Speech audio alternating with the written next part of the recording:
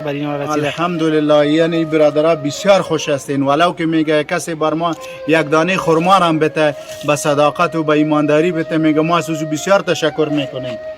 از او میگه بسیار تشکر میکنیم که آینده که ما میگه می تو همکاری شود انشالله. او یک چیز برادر ما میگه بسم الله الرحمن الرحیم صلی الله علی سیدنا محمد. بسیار تشکر از برکات از مالک از این که مثال گپ بنیاد چیز امید حیات این از او تشکر میکنه، خصوصا از حاجی صاحب ابراهیم حبیبی. این برادرایی که از ناشناهایی که هستین بسیار فریشان هستین.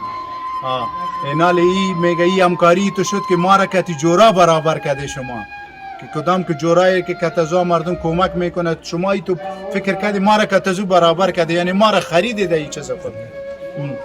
شال شد دیگه معذوری نکه هست که کوشش شوه میگه کتزی مردمایی که کسی بسیار کمزور از ضعیف از اول قدم که از کتزو مردما که از کمک شوه. این کل برادرها انشاءالله دعا را درخواستش میکنه با خاطر فامیل از یا با خاطر برادر حاجی صاحب ابراهیم حبیبی و برادر محترم دیگه که یعنی این میگه که ما بر طفله و برال اولاد از یا دعا میکنیم که خدای پاک حفاظت از یاره کنه و یا قربانی کردین از این بر ما که هست، یعنی این ما را مد نظر خود گرفتین.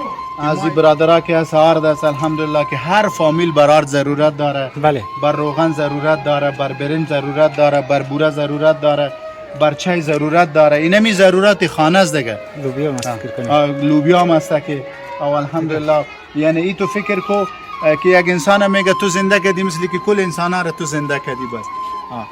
یک در بنی اسرائیل یک واقعه است، حدیث شریف است.